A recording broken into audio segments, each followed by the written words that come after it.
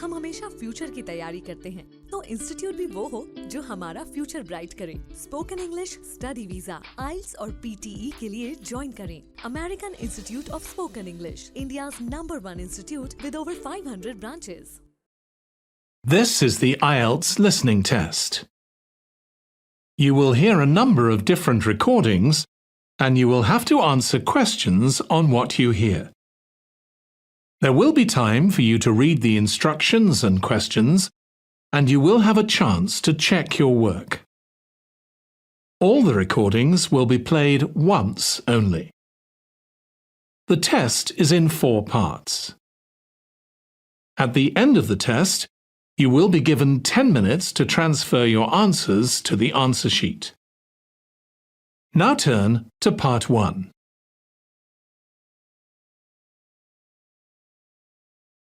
Part 1. You will hear a telephone conversation between 2 friends called Julie and Nick about cheap accommodation in the city of Darwin, Australia. First, you have some time to look at questions 1 to 6.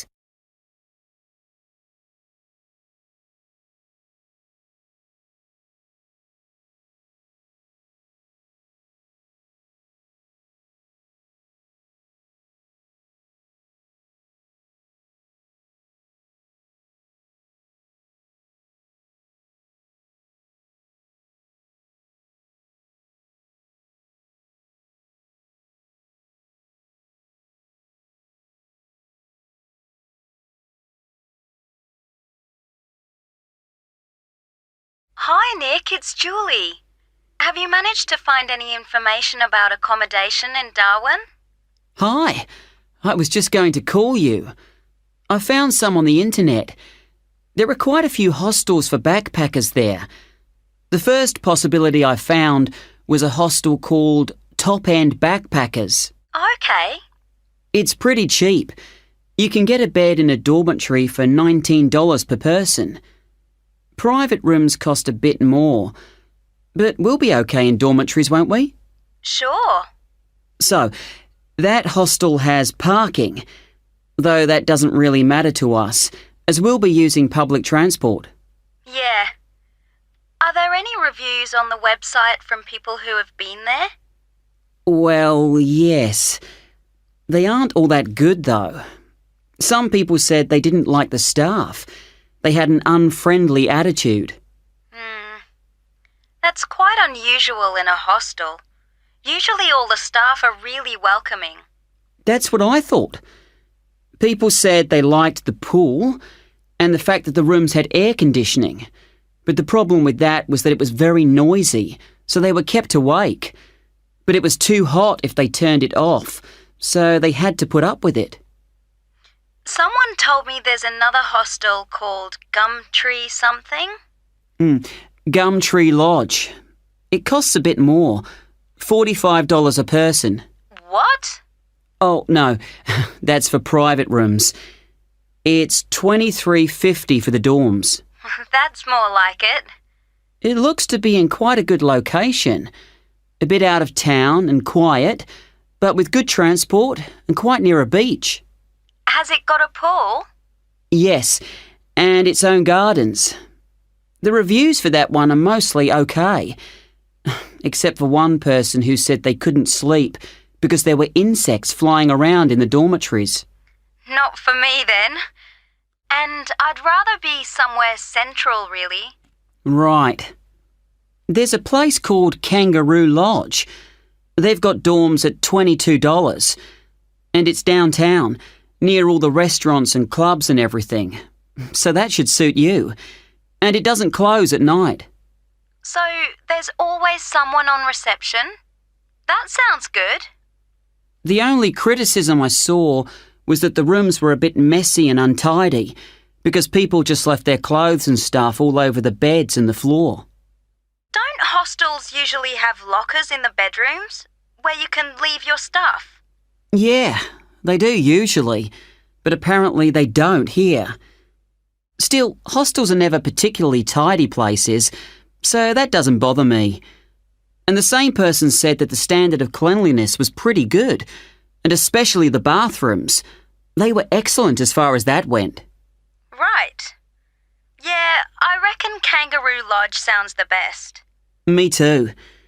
Quite a lot of people reviewing it said it was really fun there. Like every night everyone staying there got together and ended up having a party. So it sounds like it's got a really good atmosphere. Okay, let's go for that one. Before you hear the rest of the conversation, you will have some time to look at the questions 7 to 10.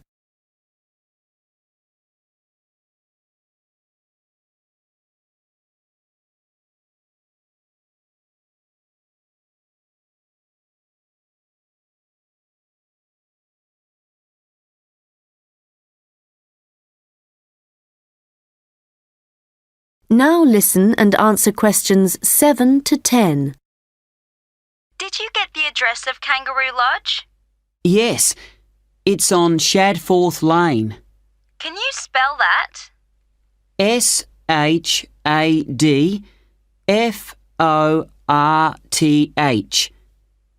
It's near the transit centre, where the intercity buses and the airport buses drop you off. Cool. I'm really looking forward to this. I've never stayed in a hostel before. Do they provide bed linen, sheets and things? Yeah. And you can usually either bring your own towel or hire one there. But they don't usually provide those for free. Okay. And what happens about meals? Well, you don't have to pay extra for breakfast. It varies a lot in different places, but generally it's okay. And there's usually a cafe where you can buy a snack or a hot meal for lunch. But actually, if you're really travelling on the cheap, usually for every 5 or 6 rooms, there's a kitchen where you can knock up a snack. And that saves a lot of money. Great. Right, well, shall I go ahead and book that? That is the end of part 1. You now have 1 minute to check your answers to part 1.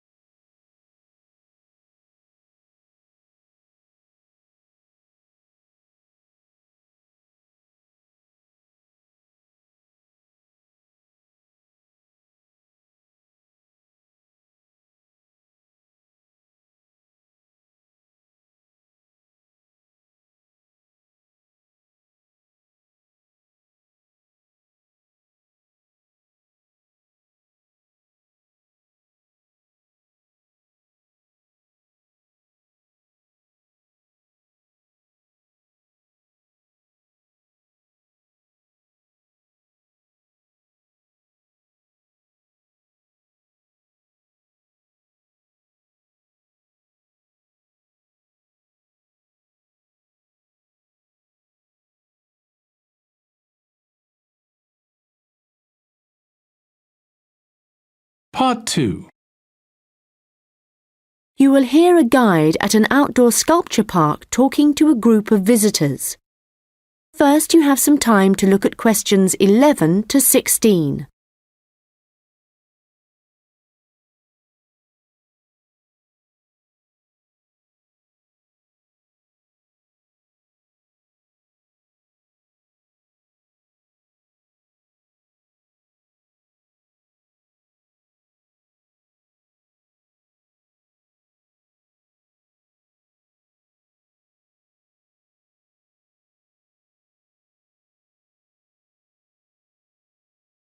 Hello everyone and welcome to the Anglia Sculpture Park. Right, well, the idea behind the sculpture park is that it's a place where works of art, such as large sculptures and carvings, can be displayed out of doors in a natural setting. As you'll have noticed when you drove here, most of the land around the park is farmland. The park itself belonged to a family called the De Quinces, who had made a lot of money from manufacturing farm machinery and who also owned substantial stretches of forest land to the north of the park. They built a house in the centre of the park, not far from where we're standing now, but this burnt down in 1980 and the De Quinces then sold the land. The Anglia Sculpture Park isn't the only one in the country. Several of the London parks sometimes display contemporary sculptures, and there are a couple of other permanent sculpture parks in England. But we're unique in that some of our sculptures were actually created for the sites they occupy here, and we also show sculptures by a wider range of artists than anywhere else in the country. For example, at present we have an exhibition by Joe Tremaine of what he calls burnt sculptures. These are wood and stone sculptures that he's carved and marked with fire to illustrate the ferocity and intensity of the forces that have shaped our planet over millions of years. They look really dramatic in this rural setting. To see some of the sculptures, you'll need to follow the path alongside the lower lake. We had to renovate this after the lake overflowed its banks a couple of months ago and flooded the area. The water level's back to normal now, and you shouldn't have any trouble. The path's very level underfoot. You should be back at the visitor centre at about 4 o'clock. If you have time, it's worth taking a look at the centre itself. It's not possible to go upstairs at present, as builders are working there adding another floor, but the rest's well worth seeing. The architect was Guy King. He was actually born in this part of England, but he recently designed a museum in Canada that won a prize for innovation in public buildings. If you want to get something to eat when you get back, like a snack or a sandwich, the terrace room is currently closed, but you can go to the kiosk and buy something, then sit on one of the chairs overlooking the lower lake and enjoy the view as you're eating. Before you hear the rest of the conversation, you will have some time to look at the questions 17 to 20.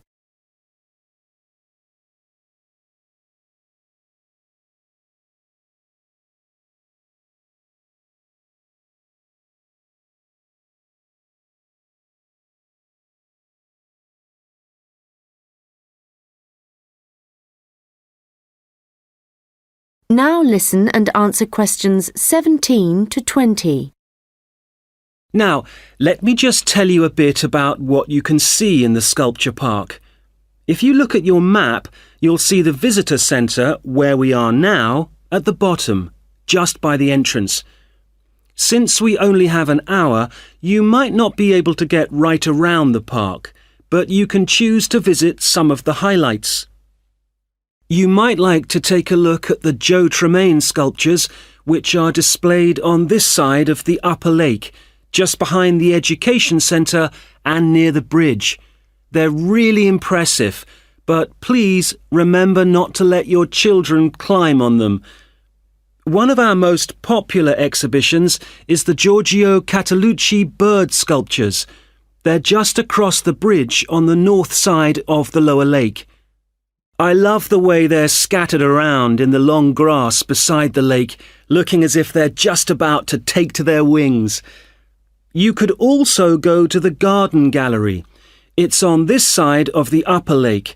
From the visitor centre, you go to the education centre, then keep on along the path and you'll see it on your right.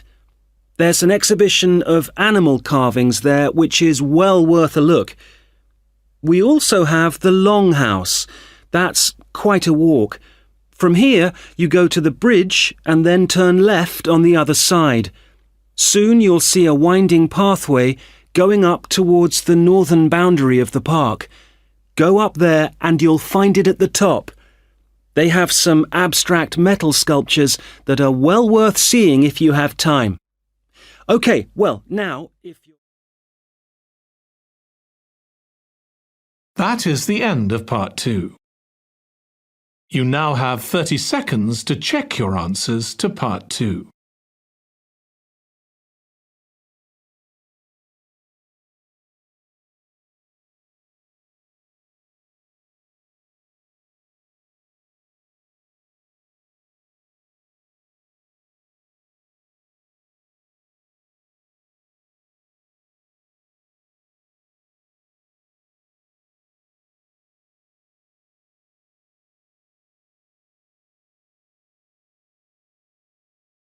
Part 3.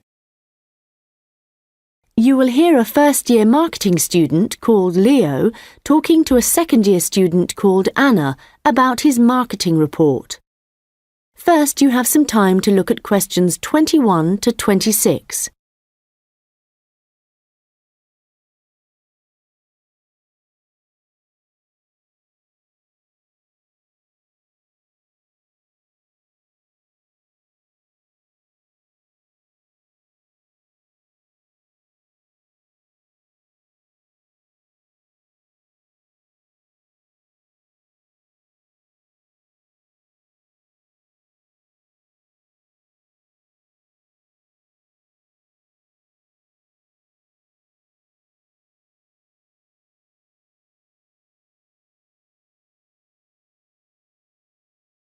Anna, I wanted to ask you about my marketing report.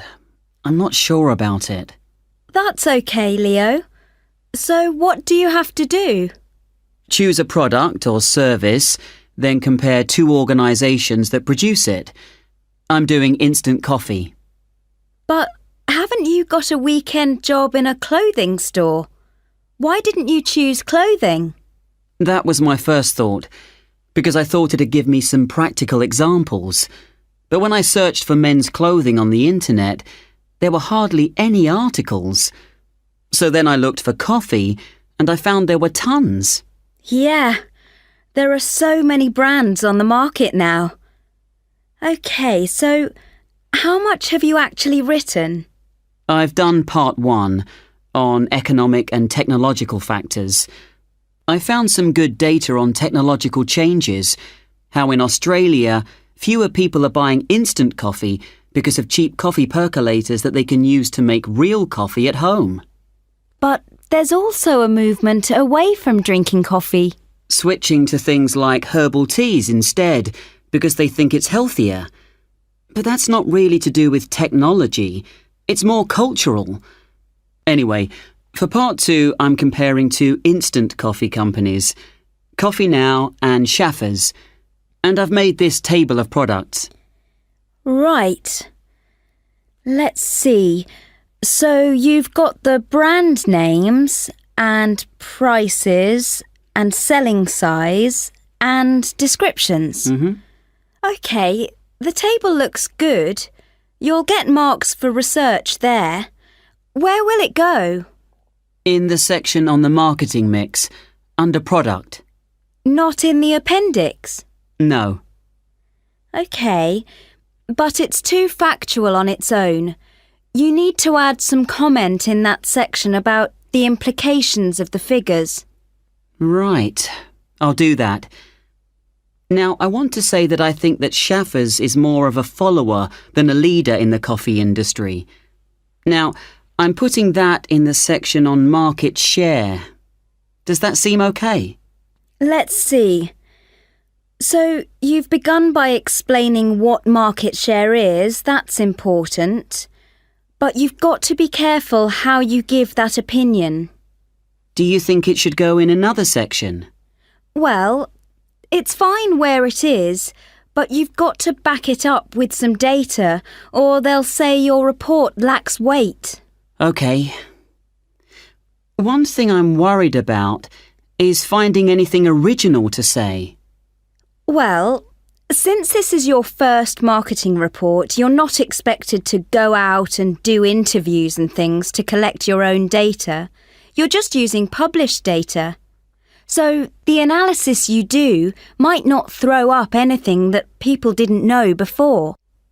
But the focus is more on how you handle the data. I mean, you might take something like a graph of sales directly from a website, but what makes your work original is the perspective you provide by your interpretation of it. Oh. You know, it's all so different from business studies assignments at school. It's really surprised me. What? How much research you have to do? I expected that. It's more, I knew exactly what I had to do to get a good grade at school. And I knew I'd be expected to go more deeply into things here. But I haven't got information on how the lecturer is going to grade my work, what he's looking for.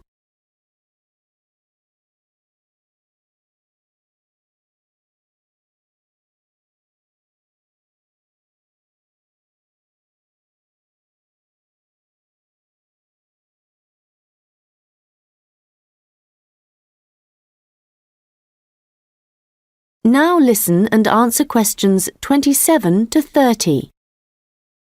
Well, one thing you have to remember is that in a marketing report, you've got to have what they call an executive summary at the beginning.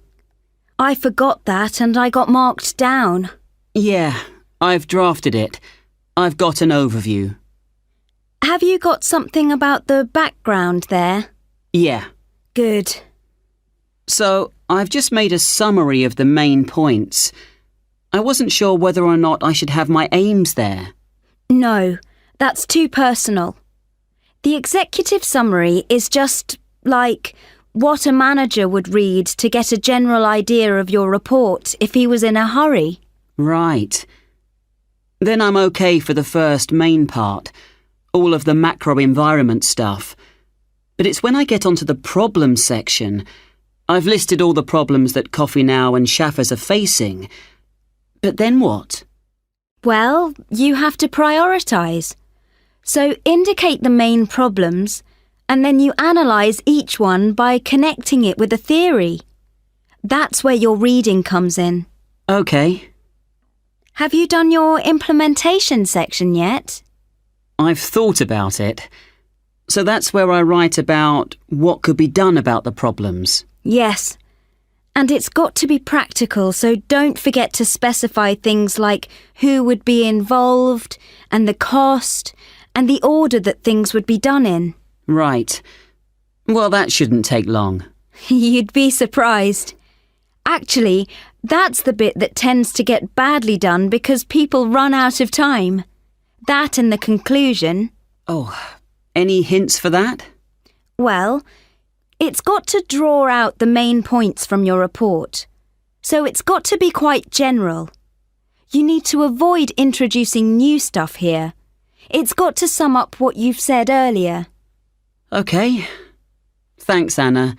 That's been a big help.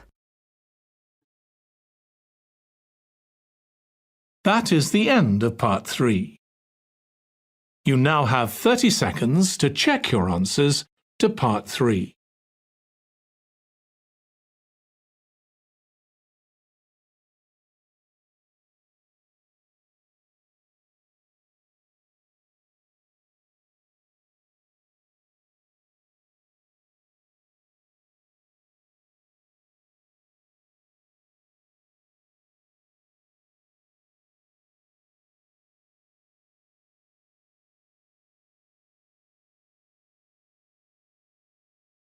Part 4. You will hear part of a lecture about the history of fireworks in Europe. First, you have some time to look at questions 31 to 40.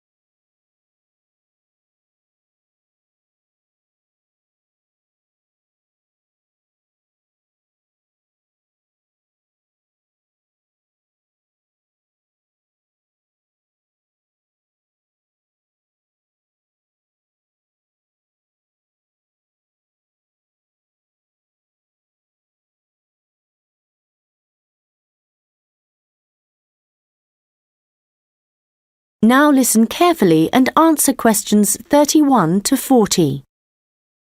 An interesting aspect of fireworks is that their history tells us a lot about the changing roles of scientists and technicians in Europe. Fireworks were introduced from China in the 13th century. Up to the 16th century, they were generally used for military purposes, with rockets and fire tubes being thrown at the enemy. But they were also sometimes a feature of plays and festivals, where their chief purpose was related to religion. By the 17th century, the rulers of Europe had started using fireworks as a way of marking royal occasions. Technicians were employed to stage spectacular shows which displayed aspects of nature, with representations of the sun, snow and rain. These shows were designed for the enjoyment of the nobility and to impress ordinary people. But fireworks also aroused the interest of scientists, who started to think of new uses for them. After seeing one firework display where a model of a dragon was propelled along a rope by rockets, scientists thought that in a similar way humans might be able to achieve flight, a dream of many scientists at the time. Other scientists, such as the chemist Robert Boyle, noticed how in displays one firework might actually light another, and it occurred to him that fireworks might provide an effective way of demonstrating how stars were formed. Scientists at the time often depended on the royal courts for patronage, but there was considerable variation in the relationships between the courts and scientists in different countries. This was reflected in attitudes towards fireworks and the purposes for which they were used. In London, in the middle of the 17th century, there was general distrust of fireworks among scientists. However, later in the century, scientists and technicians started to look at the practical purposes for which fireworks might be employed, such as using rockets to help sailors establish their position at sea. It was a different story in Russia, where the St. Petersburg Academy of Science played a key role in creating fireworks displays for the court. Here, those in power regarded fireworks as being an important element in the education of the masses, and the displays often included a scientific message. Members of the Academy hoped that this might encourage the royal family to keep the Academy open at a time when many in the government were considering closing it.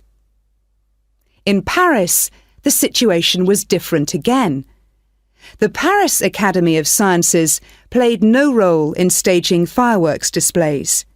Instead, the task fell to members of the Royal Academy of Painting and Sculpture. As in Russia, the work of the technicians who created the fireworks was given little attention. Instead, the fireworks and the spectacle they created were all designed to encourage the public to believe in the supreme authority of the king. However, science was also enormously popular among the French nobility, and fashionable society flocked to demonstrations such as Nicolas Lemery's display representing an erupting volcano. The purpose of scientists was basically to offer entertainment to fashionable society, and academicians delighted in amazing audiences with demonstrations of the universal laws of nature.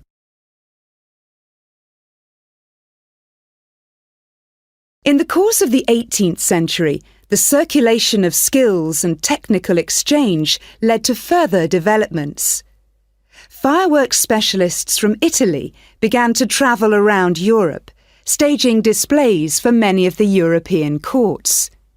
The architect and stage designer Giovanni Servandoni composed grand displays in Paris, featuring colourfully painted temples and triumphal arches.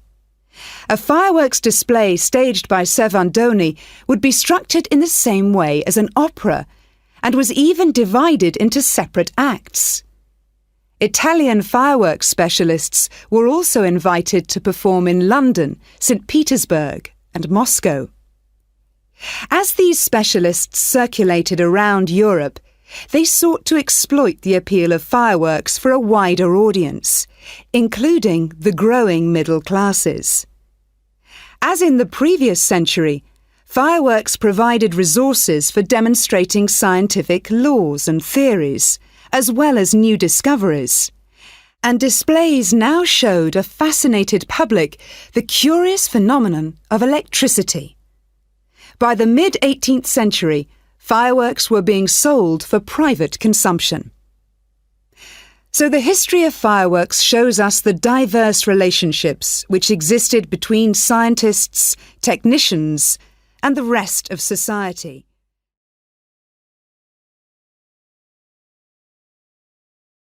That is the end of Part 4. You now have 1 minute to check your answers to Part 4. That is the end of the listening test. In the Ielts test, you would now have 10 minutes to transfer your answers to the answer sheet.